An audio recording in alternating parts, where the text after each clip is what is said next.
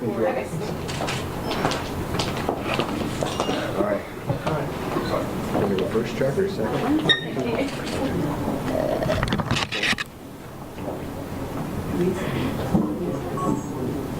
Los micros están prendidos.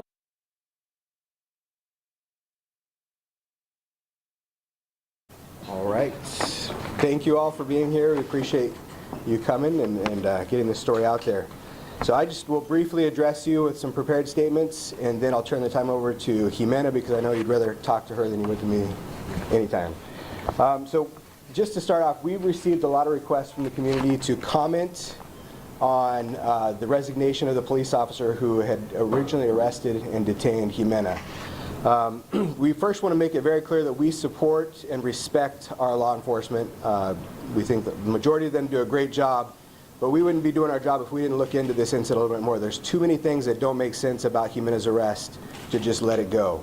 So to that end, with his resignation and some other information that we received, we've done an open records request. We hope to get more information out of the city of Dalton moving forward to see if there's a possibility that Ximena may be able to take advantage of something called a U visa based on what happened to her. But the bottom line is she should never have been arrested, and she should never have been taken to Stewart. She should never have been put in this situation, and because she was, we have to now figure out what happened, why it happened, and make sure it doesn't happen to other people going forward.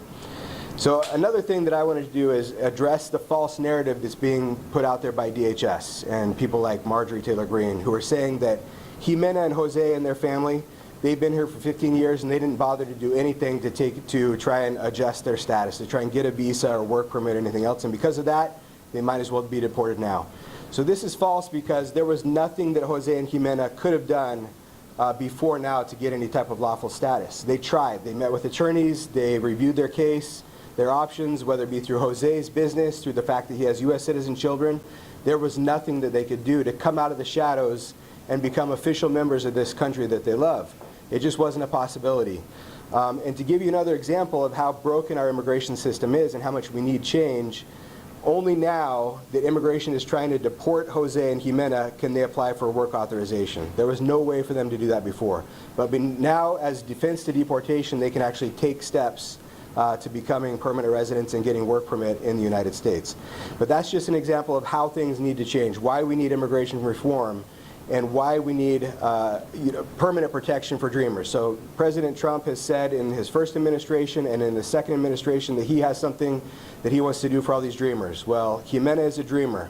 She doesn't have DACA because there's some arbitrary dates that she missed as far as arriving in the United States, but she was brought here at the age of 4, and she's been a person that's contributed to the community since day one. She's been a person who's loved in the community, her and her whole family, because of how they act, how they treat other people, how selfless they are, and how all they want to do is better the community and their families and themselves. Finally, I just wanted to clarify another thing that, again, something that's thrown out there by this administration, and that is that Jose and Ximena are not criminals. They have broken no criminal laws in the United States. They should not be treated or talked about as if they were criminals. They're people who have a deep respect for the laws of this country and would do anything to be members of the society. And with that, I'll turn the time over first to my partner, Charles Cook, and then we'll hear from Ximena. First, I want to thank Dustin for his amazing work on this case. He just does a remarkable job with Ximena, and I want to thank her for her extraordinary courage. It takes a great deal of courage to do what she has done here. We went through the same thing 15 years ago with Jessica Colodal, for those of you that were around back then. Jessica works for us. She's upstairs. I don't know if she came down there. She's right in the back of the room right there. That's what a hero looks like. This is what a hero looks like. Here's what I'd like to address. Why are we putting people like Ximena and Jose in our prisons? Why are we holding them there? These jails are designed by every administration, not the Trump administration, to force people to give up their rights in the United States, to just give up and go home.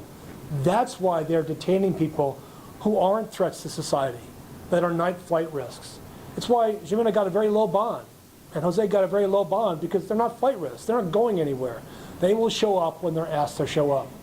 It's time for us as U.S. citizens to ask our government, particularly our congressmen and our senators, to fix this system. This is not just. We're here today because we saw things that were unjust, that hit our souls because they were so unjust. If they're that unjust, why aren't our senators and congressmen, Senators Warnock, and others, Senator Ossoff, Marjorie Taylor Greene, why aren't they fixing the system? Perhaps because they all benefit from not fixing the system. And we as citizens have to stand up and demand that they fix it so families like Ximena's do not have to keep going through this horror again. And I want to turn time over to Ximena for her comments and for your questions. Just remember what she's been through, this horror, and her courage. Thank you, Ximena. Hola. You can say something if you like. Okay, I just want to say thank you for everybody coming out, and I know everything that I'm going through is something that's very unjust, and it's not only my case, but millions of people are going through this in the United States. And Stewart, I met a lot of people that are going through tougher situations than me, and I think they deserve justice because they are not criminals like Dustin and his partner also mentioned. A lot of us are being treated as criminals, and Stewart, we're treated like we're the worst criminals ever, but we are not criminals. That place is made for us to be detained as we fix our legal status in the United States. Instead, we're treated like criminals, and they just pressure us into signing deportation or self-departure because they pressure us, and we don't get any information on our case unless you have an attorney. Ximena, what was your reaction to the officer's resignation? I think he needed to do what he needed to do. He knows why he did it, and I think, as from my standpoint, I don't hold a grudge against him. As a Christian, I think the Bible says, forgive those who wrong you, and I forgive him, and there's nothing that I hold against him. I think the government needs to do what they need to do on his part and do what they need to do on my part, and that's how it has to be. Have you spoken with him? I have not. Ximena, with Audrey Washington with Channel 2, can you talk a little bit about your immigration journey? What are you looking forward to? Your attorney mentioned the U visa. Another option is going through your immigration with your father. What do you hope for? When do you hope to finally become a U.S. citizen? What are your hopes as you look towards your immigration journey? As I look into my immigration journey, I look forward to possibly getting the U visa. I think that would be the best case, not only for me, but for my family as well. And if that's not a possibility, whatever happens with my dad will happen to me. But right now, I'm praying that the U visa is the best option. How would you feel when you become a U.S. citizen? Free, no worry. I'll feel like there's a weight lifted off my shoulder, not having to live in fear anymore. Ximena, para Univisión, me gustaría que nos explicaran, nos dieran un update de cómo está la situación legal en español para ti, cuál es tu proceso legal y qué piensas sobre la renuncia del policía que te arrestó. Para mi proceso legal estoy esperando que pueda obtener la visa U. Eso no nada más me ayudaría a mí, pero ayudaría también a toda mi familia. Entonces eso es lo que yo estoy esperando y orando, que pueda obtener esa visa. Y lo del policía, yo creo que él tuvo que hacer lo que él tenía que hacer, y lo que pase de aquí es con el gobierno y con él, y lo mío también. Claro, me gustaría que tus abogados en español nos dieran una explicación de cómo está tu situación legal, si nos permiten, abogados, usted, en qué situación se encuentra el caso de Ximena, van a aplicar ¿cuáles son las opciones que ya tienen? Sí, ahorita su caso está en pausa. Ella no va a tener audiencia lo más seguro hasta el año que viene, tal vez el 2027. Estamos viendo ahorita, haciendo la investigación en cuanto a lo que pasó con su arresto para ver si califica para una visa U. Pero también tenemos otras opciones como unir el caso de ella con el caso de su papá, quien va a estar aplicando para la cancelación de deportación.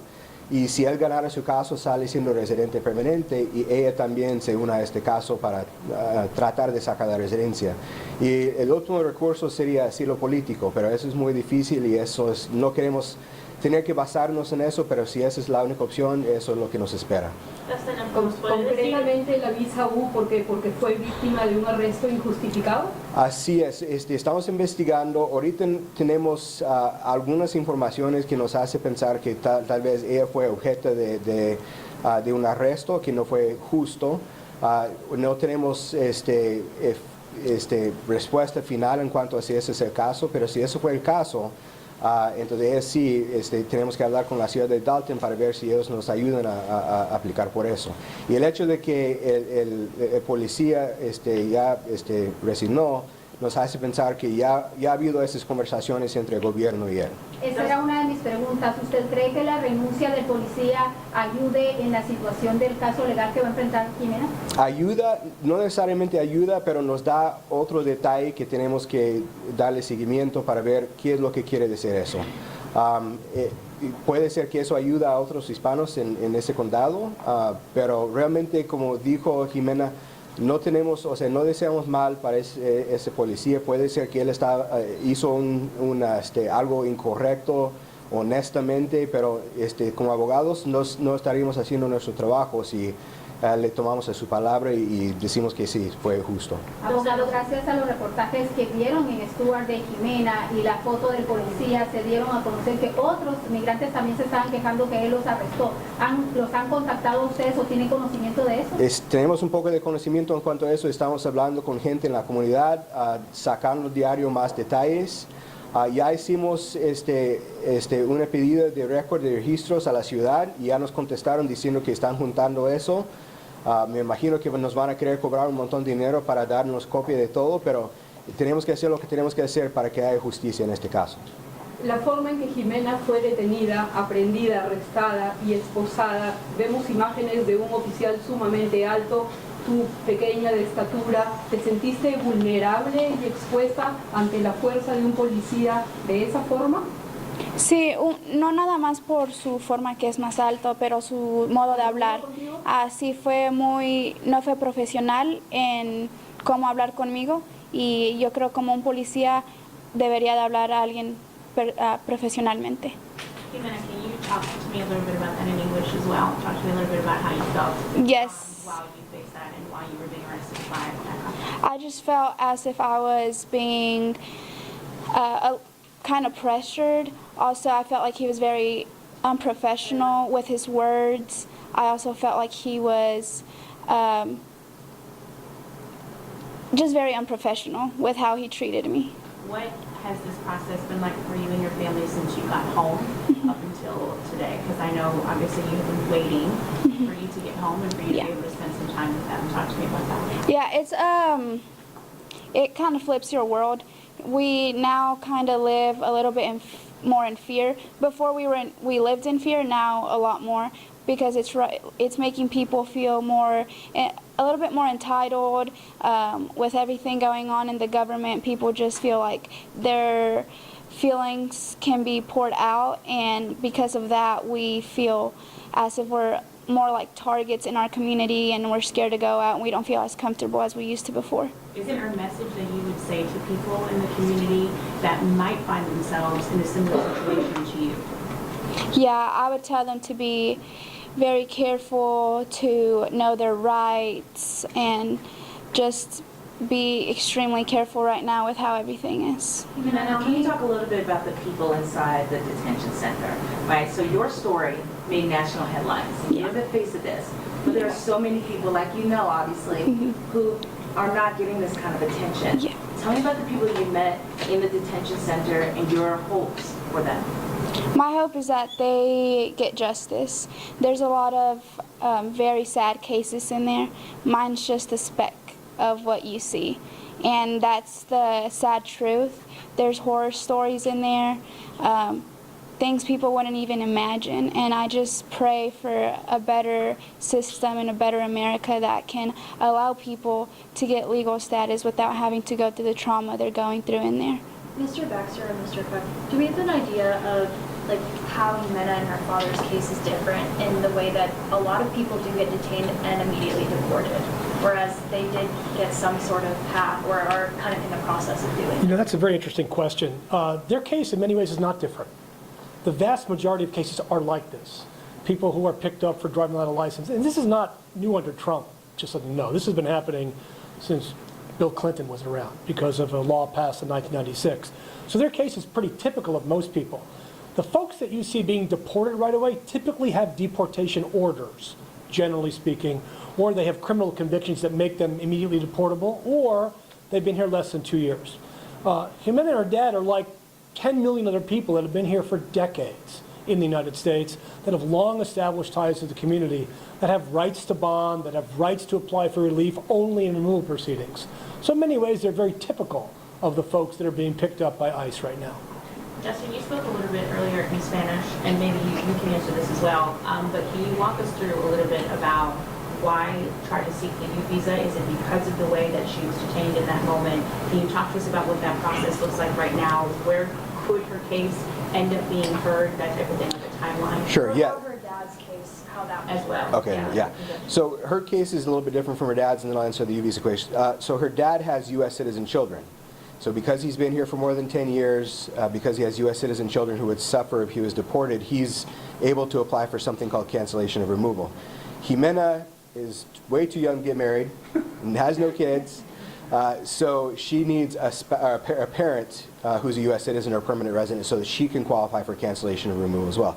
So where Jose has a clear path right now to at least presenting an application to be able to stay in the United States, Ximena's case may end up depending on his case, the success of his case, because if he wins his case, he becomes a permanent resident, and then she would have that qualifying relative to then request cancellation of removal. As far as the U visa is concerned, yeah, so we have concerns based on a number of different things, how the arrest was carried out, what was put in the arrest report that obviously wasn't true, and some things that happened right after, resulting in his resignation about the legality of this stop and then arrest. So if we, through this investigation process and in talking with the city of Dalton, if we come to understand that she was the victim of a false arrest, then that would qualify her for a U visa. And presumably, as part of understanding that they're somewhat at fault for this, the city of Dalton would have somebody sign a U visa certificate that would allow her to apply for a U visa. Now, because she's under 21, that means her dad and mom would also fall under the U visa, so the whole family would get that benefit. They would have a work permit for many, many years while they're waiting for the U visa to be approved, because U visas are backlogged like 15 to 20 years right now. So in the meantime, they'd have work authorization, a social security number, a driver's license, and they would be, out of the shadows and in the public doing the things that they've always wanted to do. Abogado, disculpa, abogado, estamos en vivo ahora mismo en Noticias Univisión 34 Atlanta. ¿Podría resumir muy brevemente, nuevamente, por favor, en español, cuál es el paso a seguir y sobre todo cuánto tiempo esto podría dilatarse? Sí, estamos investigando si podemos aplicar para la visa U. La visa U es una visa para personas que han sido víctimas de ciertos crímenes, y dentro de esos crímenes están listados arresto falso o arresto injusto. Entonces estamos haciendo una investigación y nos hace pensar que algo allí, por lo mismo de que el policía renunció y que había inconsistencias en el reporte de policía y lo que pasó con ella en el arresto. Si logramos conseguir comprobantes de que ella sí fue víctima en este caso de un arresto falso, ella sí va a poder aplicar para un visa U. Y vamos a tratar de hablar con la ciudad de Dalton y también con la policía para ver si ellos firman un certificado confirmando que fue víctima y sí ha ido a una investigación del caso. Si es así, no solamente Ximena, pero también su papá y su mamá estarían incluidos en la visa. Ahora, la cosa con la visa U es que la visa U está bien atrasada, como 15 a 20, si no más años de espera. Pero gracias a, una de las pocas cosas que hizo Biden durante su tiempo como presidente para los inmigrantes es, él empezó un programa donde la gente con visa U puede obtener un permiso de trabajo mientras está pendiente su visa U. Entonces Ximena, su papá, su mamá, todos tendrían permiso de trabajo mientras esperaban la visa. Y la otra cosa con la visa U es después de 3 años con la visa aprobada, se convierte en la residencia. Entonces eso sería un buen fin a ese historial. Ximena, me gustaría que me dijeras, tu vida se detuvo al momento de que entraste al centro de detención. ¿Qué has podido recuperar? ¿La universidad cómo va? ¿Cómo va tu vida actualmente? Actualmente ha cambiado mucho. Ahora no puedo resumir mi vida como era antes. Como le estaba diciendo a otra reportera, que mi familia ahorita vive con poco miedo porque sentimos que mucha gente está muy enojada y tienen muchos sentimientos con la situación que se está viendo en Dalton. Y entonces yo antes tenía una vida muy social, yo iba al gimnasio, iba a correr, y ahora siento que no puedo hacer eso porque siento que soy un poco de alguien puede venir y decirme algo, o Dios no quiera algo me pase. ¿Y la universidad has podido retomarla? ¿Tus exámenes fueron recalendarizados? Necesito hablar con el presidente de Dalton State College, pero ellos me habían dicho que cuando yo tuviera tiempo, ya estuviera relajada, que podía hablar con ellos para retomar donde quedé.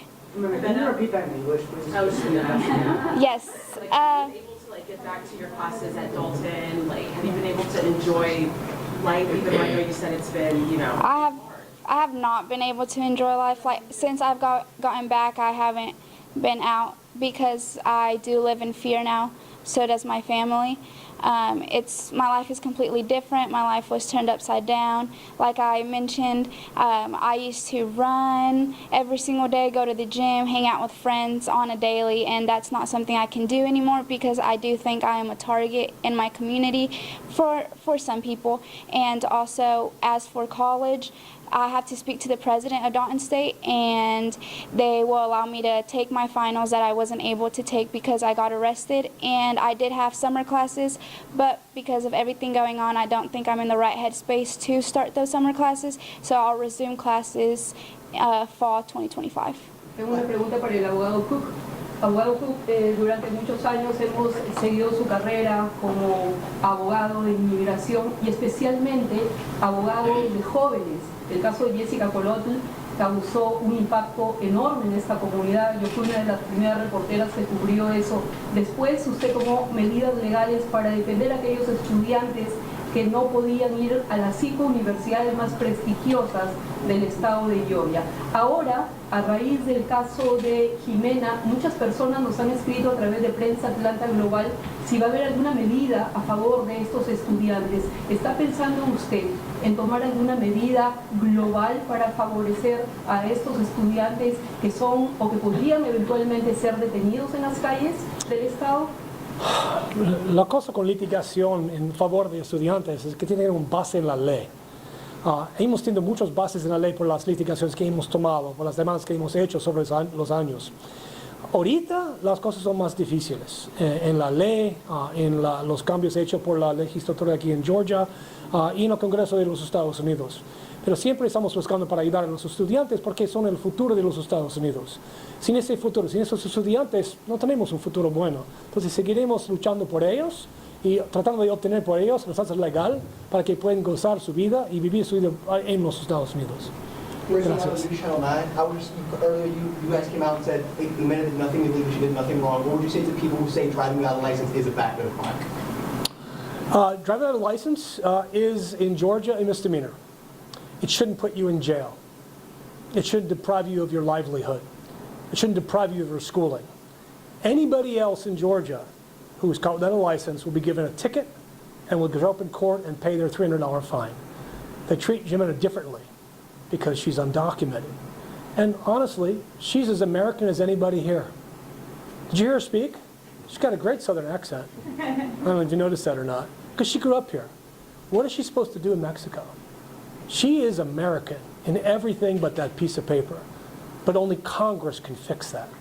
And so when you have politicians that won't fix the problem, but love glorifying the victims of it, you have to wonder, why are we electing these people if they're not going to fix one of the biggest problems that they think we have, when in fact this is not an unsolvable problem. This is really simple. It just requires some courage. I just wish we had politicians with courage.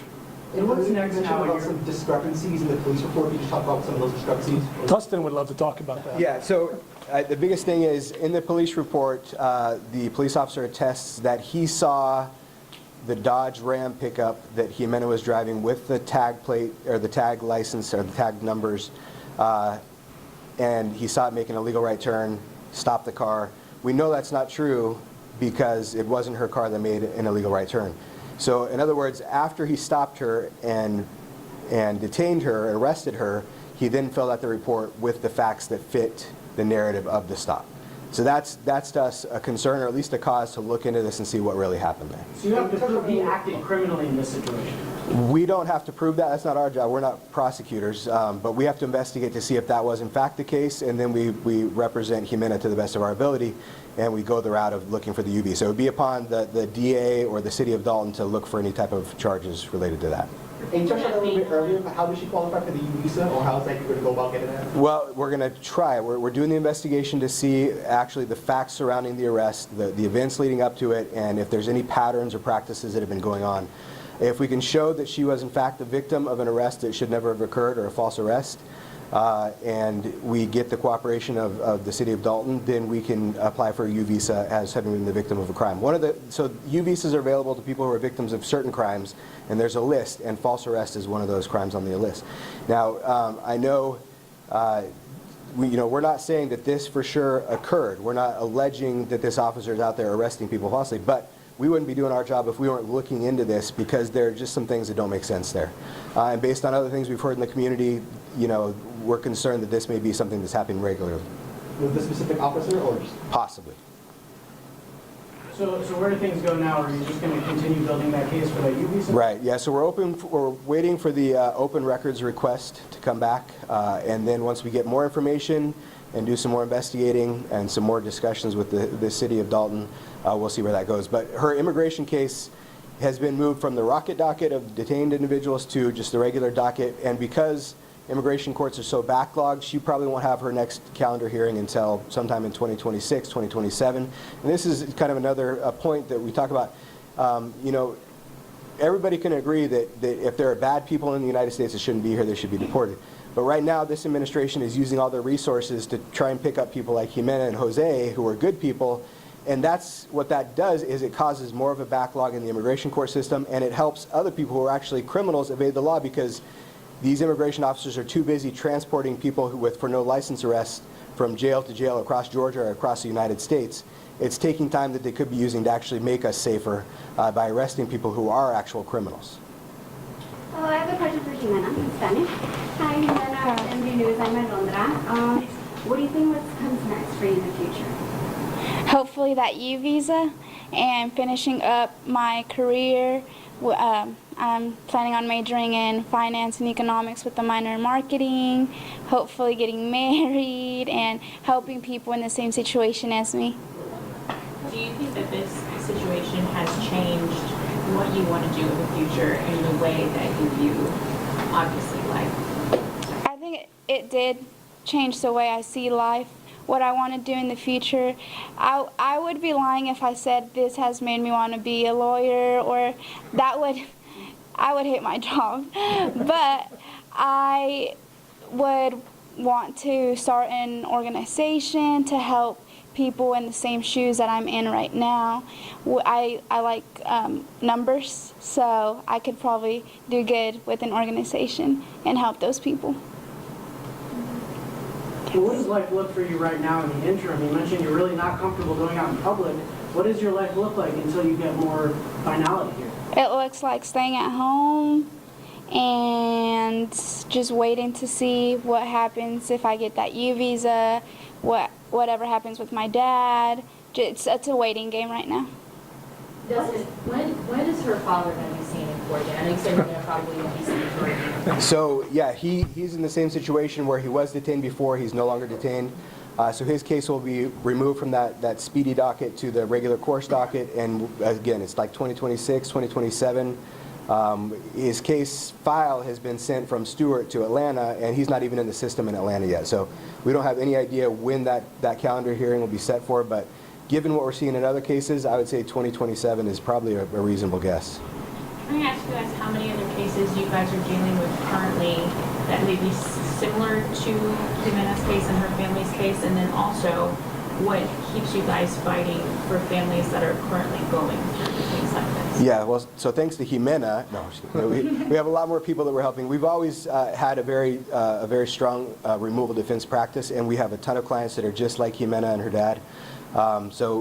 We're seeing an uptick in that since the election, just by virtue of people like them being arrested and then being bond eligible and then being able to fight their case in court.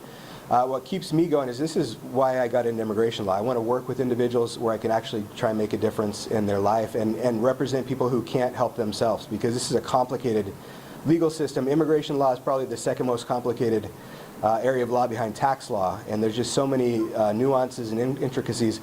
People couldn't possibly do this on their own, and so, you know, what I want to do is make a difference for as many people as I can before I die. I mean, that's what it boils down to. And when I see people like Ximena, I mean, especially during administrations like the Trump administration, where victories are harder to come by and everything is so depressing every day for people just like her, when we get these victories, when we get people like Ximena out on bond, we have to savor them and we have to enjoy them for as long as we can.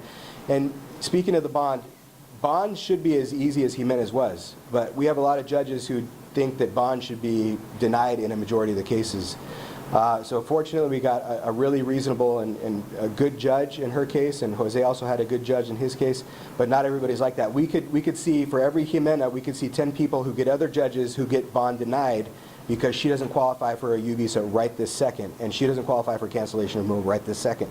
And that's not the way it should be, but we always want to fight that. We always want to try and make a difference for these people. ¿Será que puede repetir en español? Oh, that was a lot. Un resumen, ok. Sí, no me acuerdo la primera. Ok, sí, tenemos muchos casos similares al caso de Ximena. Mucha gente que realmente no tiene mal récord criminal, pero que cae en manos de inmigración porque andaban caminando en la calle o manejando sin licencia. Diario estamos consultando con mucha gente que está pasando por lo mismo. Y me animo para hacer esto. Bueno, para eso yo me hice abogado de inmigración. Yo viví un tiempo en México, aprendí el español y quería trabajar con mi gente, con mis paisanos, la gente que amo, y hacer una diferencia en la vida de estas personas. Y la verdad es que el sistema de inmigración es muy complicado. Y sin ayuda de un abogado, la probabilidad de poder ganar un caso, así como el caso de Ximena, baja muchísimo. Entonces yo quiero hacer una diferencia en la vida de las personas, ayudándoles a hacer algo que ellos no pueden hacer por sí mismos. Y por eso yo y también el abogado Charles nos hicimos abogados para ayudar a gente exactamente como Ximena. Abogado, una última pregunta. ¿Por qué usted considera que la fianza de Ximena fue tan pequeña? ¿Qué se consideró en ese caso? Bueno, en el caso de Ximena, siempre cuando se trate de una fianza en la Corte de Inmigración, los jueces quieren ver que una persona no se va a huir y no es peligroso para la comunidad. Y en el caso de Ximena, ni tenía cargos pendientes, nunca ni siquiera ha hablado mal con sus papás, es un ángel, ¿verdad? Entonces, no era secreto de que no era peligrosa ella para la comunidad. La única cosa es que ella no tenía aplicación pendiente con inmigración, y entonces tal vez los jueces a veces piensan que las personas se van a huir si piensan que van a perder su caso. Pero la juez que nos tocó, ella tiene la opinión de que si una persona presenta peligro para la comunidad, eso no se puede combatir con una fianza alta.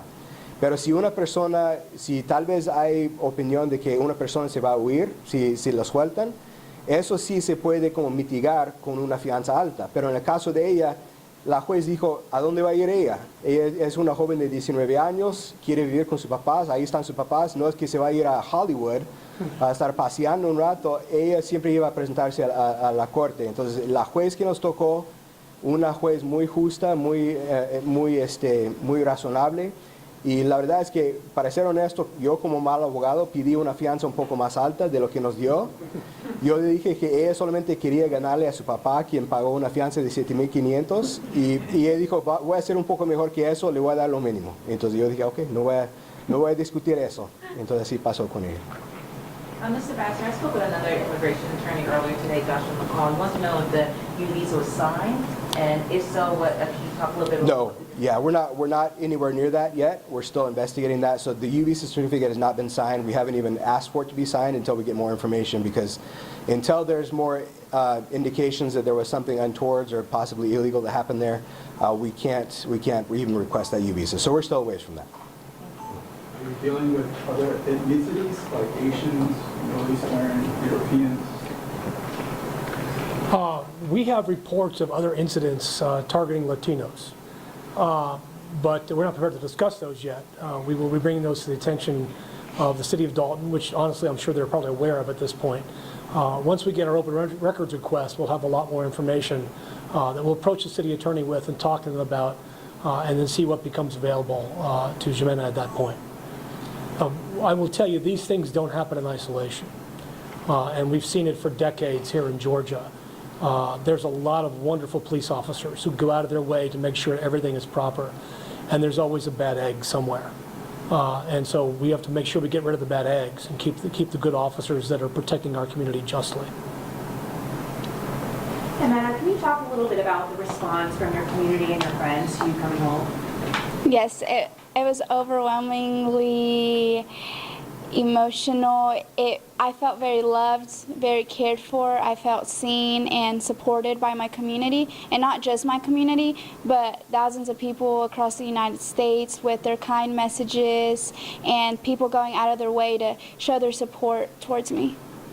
Cuando trabajaron la semana posterior que la policía de Dalton dio a conocer que había sido un error, muchas personas en las redes sociales empatizaron con tu caso y recomendaban que interpusieran una demanda contra la policía de Dalton.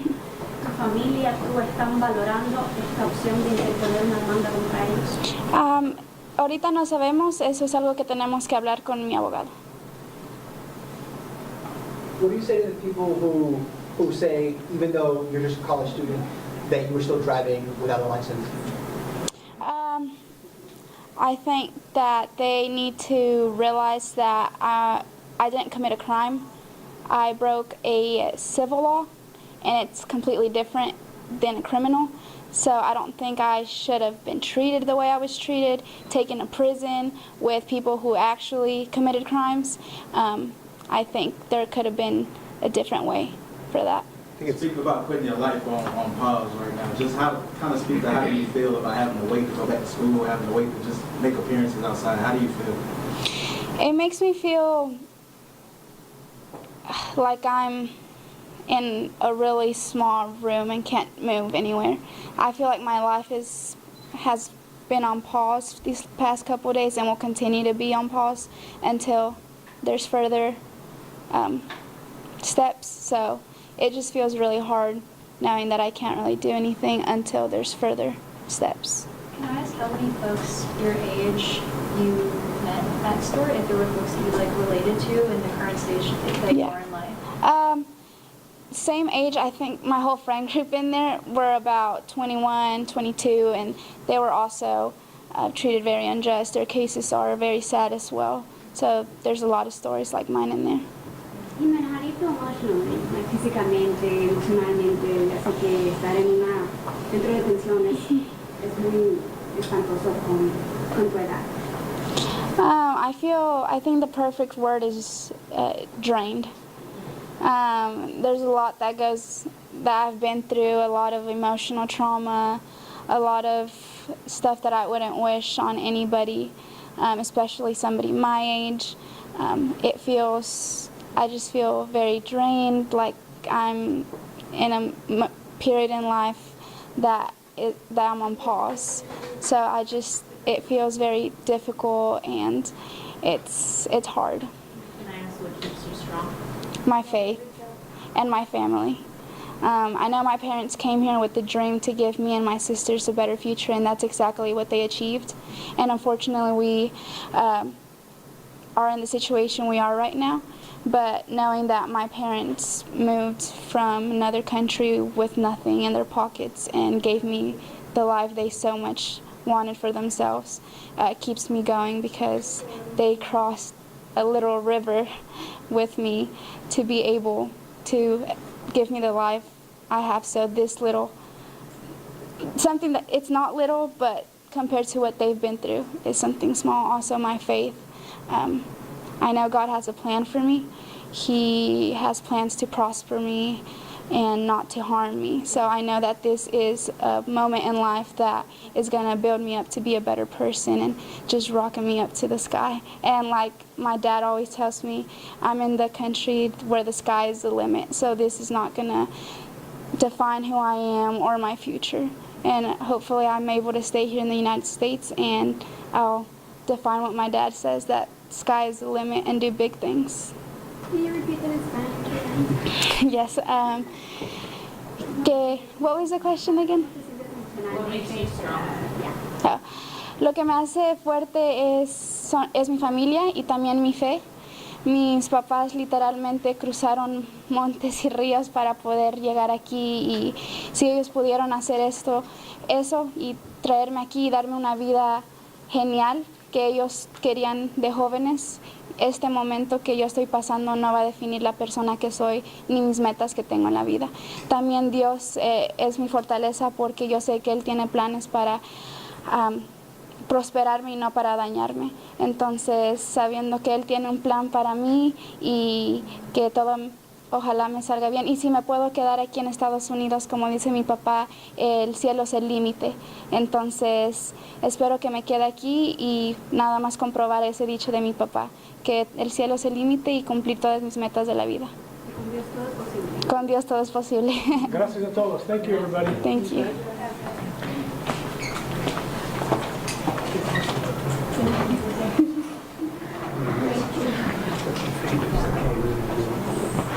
¿Podemos tomar una foto los tres? Sí. Jack, do you want a picture real quick? Abogado Sharks. ¿Podemos tomar una foto los tres?